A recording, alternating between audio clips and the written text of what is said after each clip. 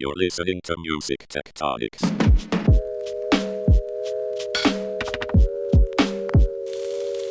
Welcome back to Music Tectonics, where we go beneath the surface of music and tech, where we sneak into bedroom studios and unplug the plugins and plug in the robots and get 1 million likes on TikTok while downloading legal samples and reposting Vine compilations on YouTube, where we hand out podcast episodes on CDRs at Times Square and publish trading cards about the seismic shifts that our guests have helped us flesh out leading up to next week's Music Tectonics Conference.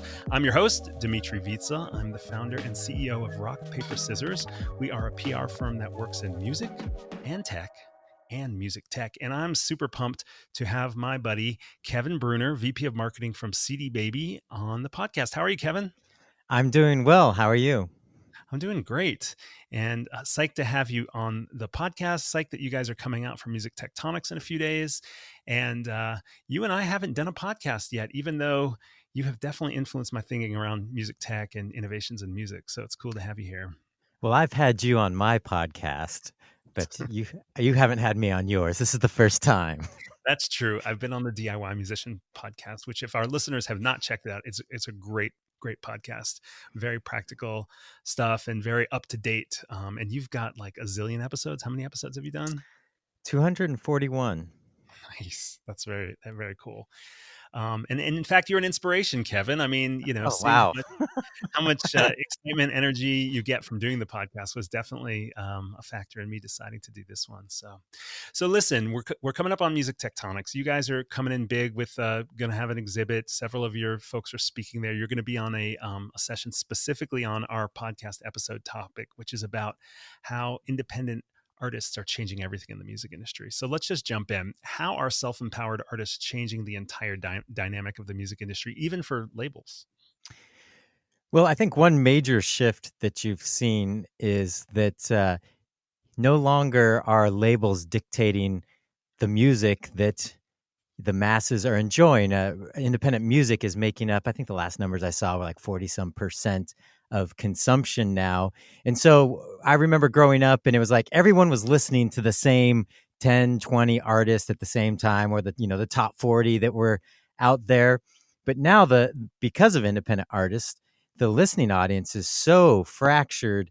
And at any one time, you might have a popular artist on a label that, you go to work and nobody even has heard about them, where they have got their own little niche genres that they focus on and listen to, and that's their world, and the rest of it they never even see. So it's really interesting to see how music and how people find new bands and new artists, and how diminished the impact of mainstream artists seems to be, that are, how much harder the labels seem to have to work to really penetrate that superstar stratosphere, because we're all listening to what we want to listen to instead of what they dictate to us.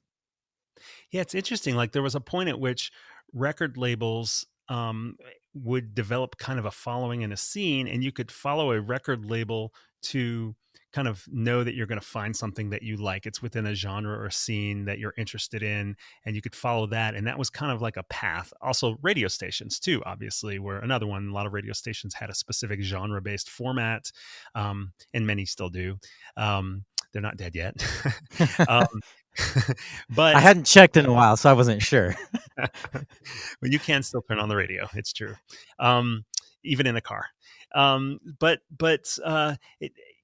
it seems like entire platforms like streaming services or platforms or artist services, things like that, will sometimes bubble up with a particular scene or genre as well.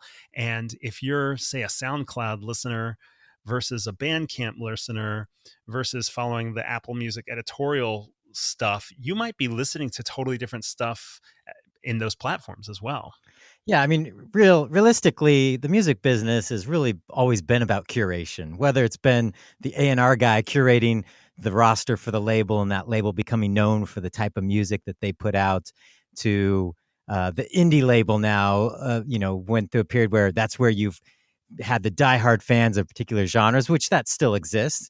And then that has just moved to playlist, and it's on radio. A lot of it's just where we curate music and who's doing the curation, and really opening up the ability for people to make collections of music that isn't dictated by just a couple sources of mainstream media. Right. So it's really about the fact that artists are not being slowed down to put things out because they don't necessarily need a record deal. It's they're just going direct and building audiences on their own, and they don't need to rely on a radio curator. They don't need to rely on a label and our person. They're literally just putting it out there and building a scene. Yeah, we've seen that a lot where the cool thing about where we're at in the music business is that for a time, it was like you might look at another artist. Like when I got into music, I went to college in Nashville, and very competitive place. Especially this was the 90s, very competitive place. All these people showing up trying to get their shot, getting the attention of a label. So you look at other artists as competition.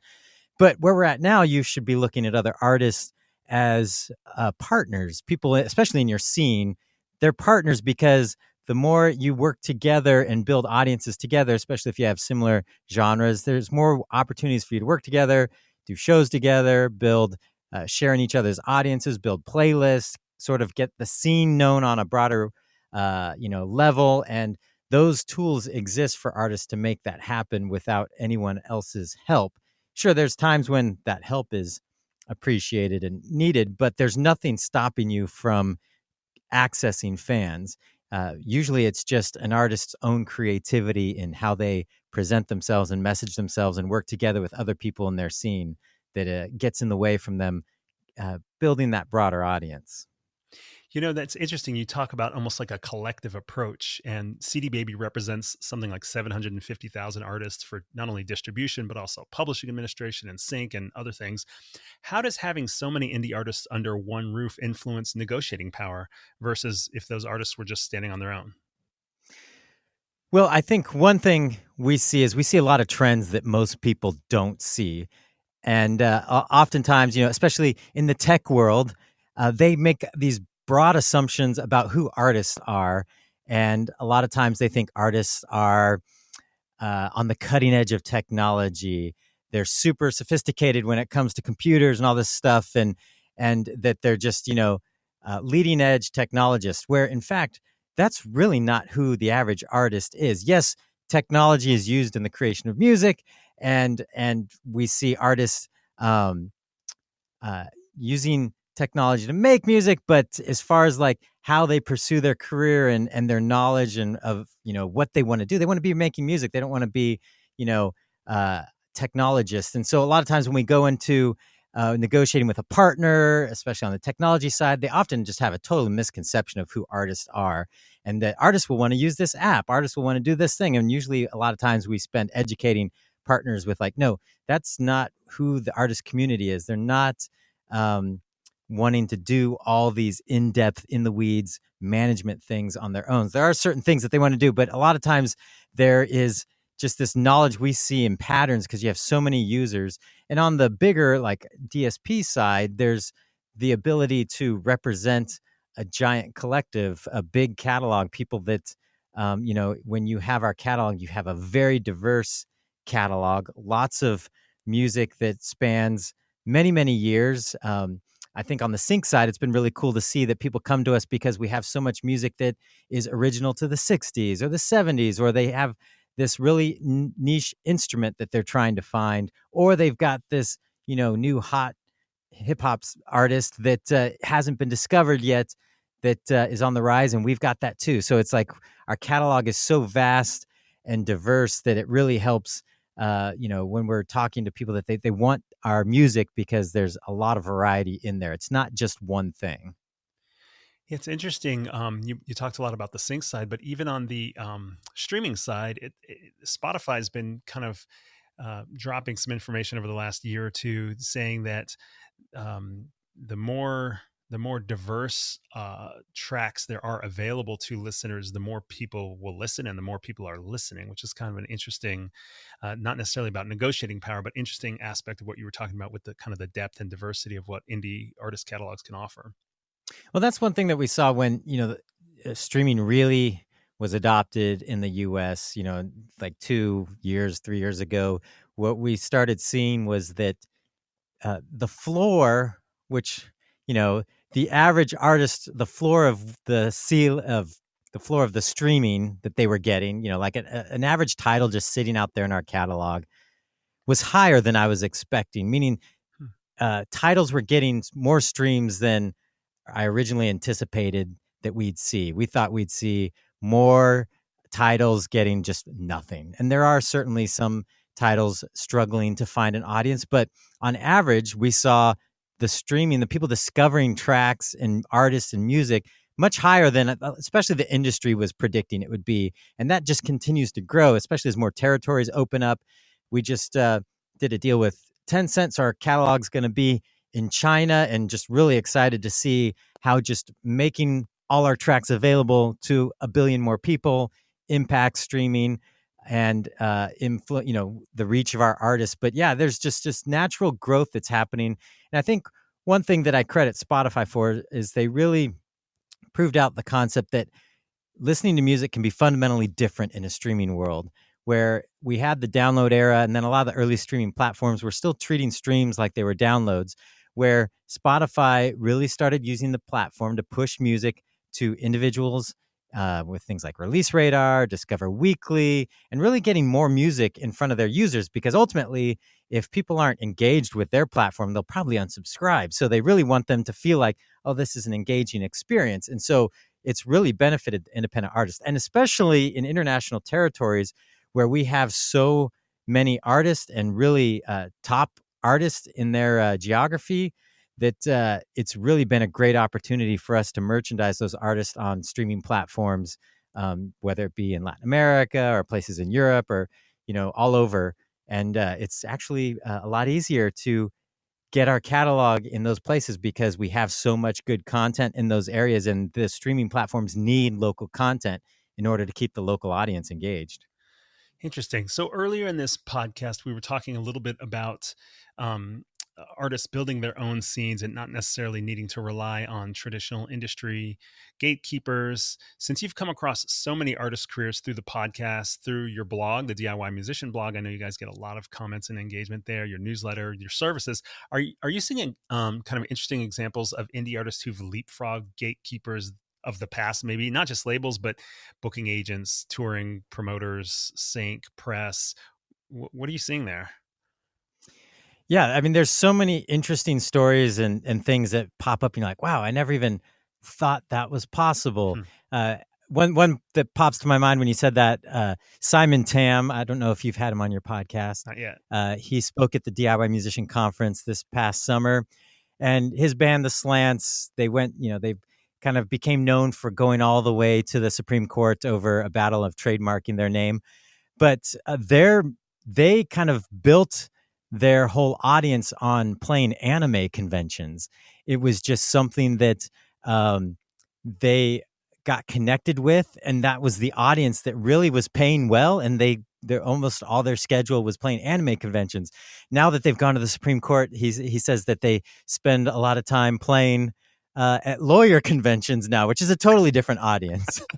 But oftentimes what we see is that the audience is based on a different point of commonality or interest based, that artist sort of plays into that interest and builds an audience around it. We've seen it in the video game world as well. A lot of people don't know this, but video game cover songs is huge, and there's this subculture around it. And if you're somebody that does that, you can build an audience playing directly with those people. It's something that the mainstream would never even pay attention to. So we see examples of that all the time, but we also see just examples of an artist writing great music and being a great communicator, and all the tools are available to you online to communicate with an audience. And so I think part of it is that great communicator piece. That's what the internet has allowed for us to do. If you're a great communicator and are natural in front of a camera or a good writer, there's easy ways for you to be interesting and tell a story and draw people in that don't require the big budget of a record company and a gatekeeper deciding whether or not your music's good enough. That's actually, my story was I was on a major label with my band Small Town Poets, and that was a big frustrating thing for me, especially when we were going into our second album. Our first album had a lot of success. were nominated for a Grammy and sold quite well. And then there was just a couple guys standing in the recording studio telling us that, no, that song's not any good. This song's, I'm like, why don't we just put it out and let the people decide?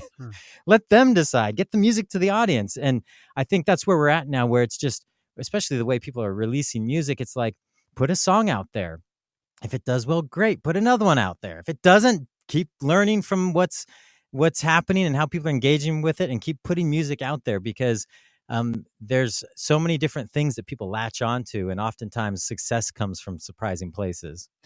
That's interesting. I feel like there's a trend that I always thought that you guys saw before a lot of other companies in the music industry, and that's redefining who's the audience and who's the creator. The kind of experimentation that you're talking about seems like it could be like a grassroots kind of experimentation. I think a lot of longstanding labels saw self-distributed musicians as, quote, not good enough for a label deal, but CD Baby saw that there was this class of musicians that kind of torn down the wall between the music maker and the audience. I'm curious if you can talk about the line between artist and audience, and where you see that line going now and in the future.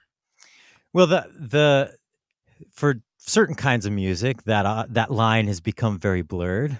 I think there's some great things artists are doing now to get their fans involved with sort of the creation process, whether it's helping them create videos around music, like, and then picking which one's going to be the official music video, or releasing stems and letting artists play with the tracks and recreate their own versions of the song based on those tracks. Those are things that scare the pants off record companies. Letting the fans feel ownership and control and to create with what you've made. That's something that has definitely been pioneered in the independent world, as far as just letting fans have access and participation. There's still always this thing, like I said, it depends on different genres. Like in the EDM world, this is old news. People will remix stuff all the time. But in the rock world and the pop world, this is something that I've seen more and more artists experiment with, like releasing karaoke tracks, or the stems, or letting their fans create the videos and things like that, where I'm going to trust you, the audience, and I'm going to empower you, and this is going to be something that we do together. And that's a different mindset. And I think, where we're at in the music business, those pieces are the things that keep fans engaged. There's so much content flying at us every day. And the trick is keeping people engaged for the long term, at least long enough that you make an impact. And I think some of those things take it deeper, where they're experiencing you and they're not just passively listening. And, music is used more than ever before in the history of the planet. And it's hard to even go any place and not have music in the background somewhere. So there's a lot of passive listening happening, but really getting that engagement, I think, is what's key. And thinking about how I involve fans beyond just, here's a track, go listen to it.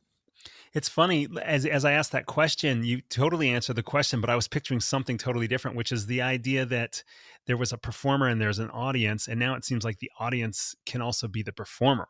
And that seems like something that CD Baby saw early, because people were self-releasing, even if they were brand new to music and things like that. But I think you brought up a really great point about the interaction, the engagement of fan in the creation process, which I also think is an important seismic shift. Yeah, it's something that I think is going to continue to be a part of how artists plan releases in the future. I think also a big shift that is definitely happening at the indie level, I think, to a much higher degree than the mainstream market allows, is just general collaboration in general. The idea that I'm in a band and that's what I do, or I'm a solo artist and this is all I do. But the idea that I'm going to go collaborate with that person and that person and that person, we're going to do a track with over there. And all these things help elevate not just the community, because they can all be very divergent projects, but the idea that it's about creating and releasing and getting things out there that people can hear, and not just big marketing campaigns hyping stuff. It's like, as an artist, you want to create, get better at creating, and put more and interesting things out there into the world and build a catalog. Really, I think a lot of it just continues to point to that it's not about one piece of content that's a hit. It's about a catalog that builds over time that people like to enjoy and listen to and go back to over and over again. Yeah, that's interesting because it seems like a lot of people, when they're seeking huge success in music, they're looking for what the formula is to have that hit song or that hit album or that hit career. And what you described sounds more like what any artist would be sort of doing on their own, which is just kind of building their art, pulling the string of curiosity and continuing to make stuff, collaborate with other artists and that sort of thing, which makes a ton of sense. And it seems very consistent with the DIY kind of ethic of just keep producing, keep meeting people and interacting with them and getting to know them through music and things like that. So I want to shift gears a little bit as we get closer to the Music Tectonics conference in just a few days. I would like to ask you about the music tech scene. What does the artist-facing music tech startup scene look like for you? Is there anything that you're excited about? Just curious to get your take on it. It's interesting because it seems like we go through these waves where there's a ton of new apps and things and that you're hearing about, and then it seems to get a little quiet, and then another wave starts. I feel like we're on the beginning of another wave. Some of the new things that I've seen that have been interesting have been around collaboration and allowing people to find other artists and record for them or record with them. And, so I think there's a lot of interesting things happening in that space. There's always, I love where Instagram has come, where with stories, how people are able to create and drop a track in. If you CD Baby for distribution, your music is in Instagram stories. And I love seeing how people are taking those tracks and making their videos or telling a story using music for their friends. So I think a lot of the interactions that people are going to be able to take online, continue to use music and create their own personal expression with songs that they like. I'm always excited about that. There's still a lot of work to do on some front of just like bringing some of the tech world up to speed on the rights that they should be paying around music. And sometimes that's the big holdup for innovation incorporating music, because there was a time when a lot of the tech world just thought music was free. Right. And there was kind of like, what? These have rights. And so, that plays into what happens out there and the kind of innovations that are happening. I think there's still lots of cool things that can happen with artists booking shows and finding other artists to do show swaps with, and simplifying some of those processes that seem to be really laborious for an artist to go through, and just to make things happen. Yeah, you bring up a couple things that we're going to be talking about at the Music Tectonics conference. Spotify just acquired recently this music production marketplace, Sound Better, and one of the lead guys on that acquisition, Jay Herskowitz, is going to be on a panel along with Mike Gubman from Pandora, Marisol Siegel from AEG, and Angel Gambino from Napster are all going to be talking about what partnerships look like with streaming services. But that's interesting that you bring up the collaboration piece as kind of a thing that you think we're on the front end of that, seeing that Spotify just made that acquisition.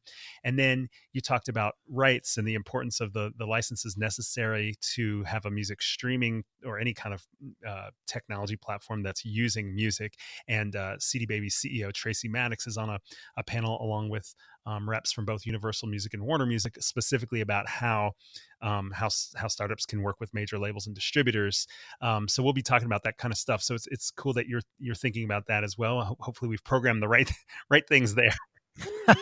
And the sharing thing, like what you were talking about with Instagram, and just how music is kind of finally getting integrated back into the social media, social network experience. I mean, forever everyone was sort of like wondering, where's the social media music app? I mean, nothing really ever replaced MySpace. Apple tried, Spotify tried. And what's interesting is those social media platforms, Instagram and Facebook, and of course YouTube's already had it for a long time, have more kind of features that are music friendly. And of course we haven't even brought up TikTok, which I think the whole licensing world is still trying to sort out what that looks like. But you're seeing music discovery in a social type setting rather than purely in a music streaming setting, which is kind of cool to see. Yeah, and I think a lot of those those areas of growth are areas where the user is getting to use the music and create in a seamless way where they're telling their own story. And music is a big piece of everyone's individual story. And, a lot of times there's some bigger cultural significance and storylines as well.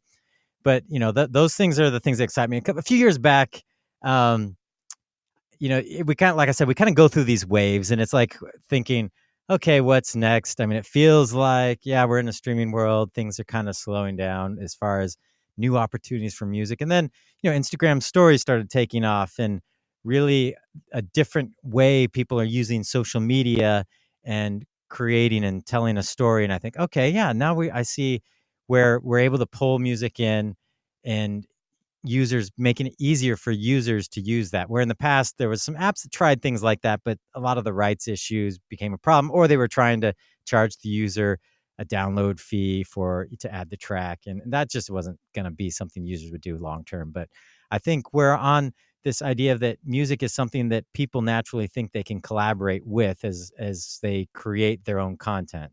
And it takes a lot of buy-in from the major labels in some areas, because when there's ownership and you're sort of sharing ownership with a user when they create their new thing, there's a lot of rights implications, and it's a fine line to walk. So, you guys have a whole stack of services at this point. I think a lot of people who knew CD Baby from the beginning saw it as a distribution company, and maybe they heard that you've added publishing administration and sync and other marketing tools. I don't know. Are there any other pieces of CD Baby that you think a lot of people in the kind of music tech worlds may not realize you guys offer? Yeah, I mean, there's multiple brands we have internally. CD Baby is our main distribution brand, under the AVL Digital, which is our parent company that houses all the brands we have here in Portland and on the West Coast. We have AdRev, we have Dashco, which is a label services brand. We have Sounddrop, which is a distribution platform that caters towards YouTubers and the content creator, and that video game world. A lot of those people are using that platform. And then we have our marketing platform at show.co, which is really something I'm excited about, because distribution has become a commodity a bit. I still think we do it better than anyone else, but it's become a bit of a commodity.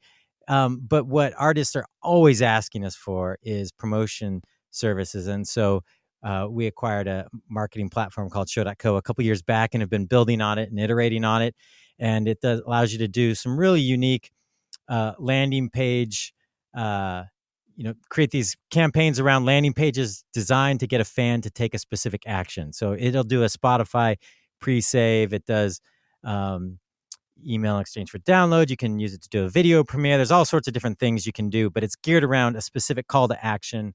And then the other cool piece that we're building on it, and part of it's already live, is an ad platform where then you can go retarget those fans.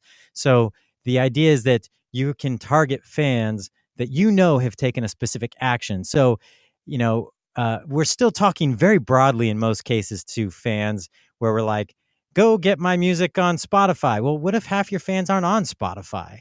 It'd be nice if you send the other fans a message that speaks to them as well. So this tool will allow you to target the right audience based on specific actions, and then you can, follow conversions and keep building audiences based on user activity.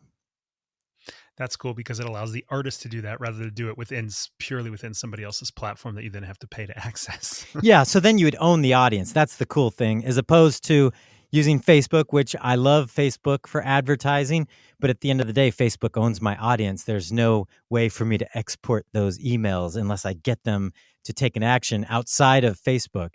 So yeah, so there's great opportunities on some of those platforms, but at the end of the day, they own your audience. So this will allow you, the user, the artist, the label, the manager, to own the audience. And so the work you put into building it, you get to keep. So, as we get close to wrapping up here, Kevin, are there any other kind of ideas that you'd love to see that startups create in kind of the music tech space and the artist promotion space? I mean, we've got listeners probably who are either founders of startups or considering it. Maybe they're designers or developers who are looking for the right thing for market fit. From your perspective, is there anything that you're like, this is a? I mean, you mentioned booking platforms as well. Is there anything else that is sort of like a hole out there that you think there's an opportunity? Well, I think we're just on the front end of the whole streaming paradigm. And while I think Spotify has proven out how music consumption can be fundamentally different and curation is a big piece, I don't think they've perfected it. I don't think anyone has yet. I still think there's lots of opportunity to see how users want to engage with music and incorporate other parts of their lives and things like video and photos and being able to share those things. I still think there's lots of opportunity to bring those pieces of how people want to interact with music together in an interesting way that could have a lot of adoption. I don't have any specific ideas around that, but I see, if people think 10 years from now it's still just going to be a Spotify game, I think they're mistaken. Cool. So I really appreciate you coming on the podcast. I'm excited that you are one of the panelists on our session titled Independent Era, How Self-Empowered Artists Are Changing the Entire Music Industry. You'll be joined by Abe Batchin from BeatStars, the CEO and founder, Molly Newman from Song Trust. She's the global head of business development, and Helen Sartori from the Rattle LA, head of growth. They're opening up a new kind of artist and tech incubator in LA, and that'll be moderated by David Hazen from Medium. Really appreciate you coming on the podcast and talking about some of this stuff. Just as we wrap up, what are you looking for when you go to a conference like Music Tectonics? A conference like Music Tectonics, what I'm always looking for is people with interesting ideas, some companies that either I didn't know existed or I hadn't had to meet yet, better connection and understanding of what we're all working on and doing. Those are typically the things I'm looking for, and ideas and trends.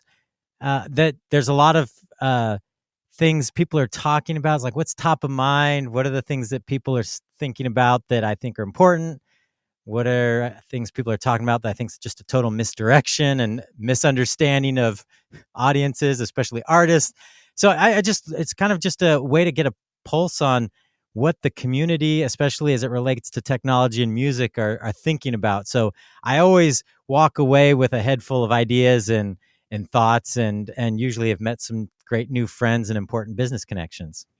Awesome. Well, thanks for coming on the show, and thanks for coming out and supporting Music Tectonics, Kevin. I'm looking forward to seeing you in a couple days. Absolutely. I'm not going to turn down some LA sunshine. No doubt.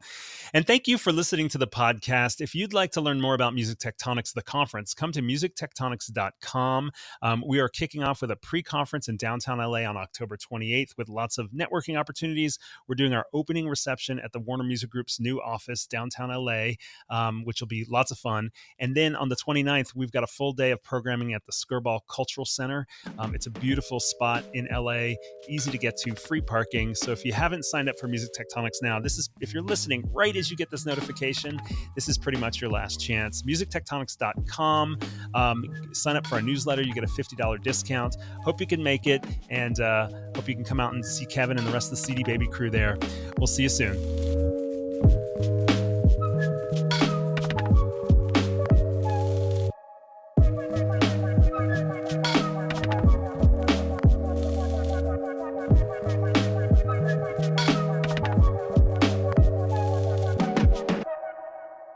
You're listening to Music Tectonics.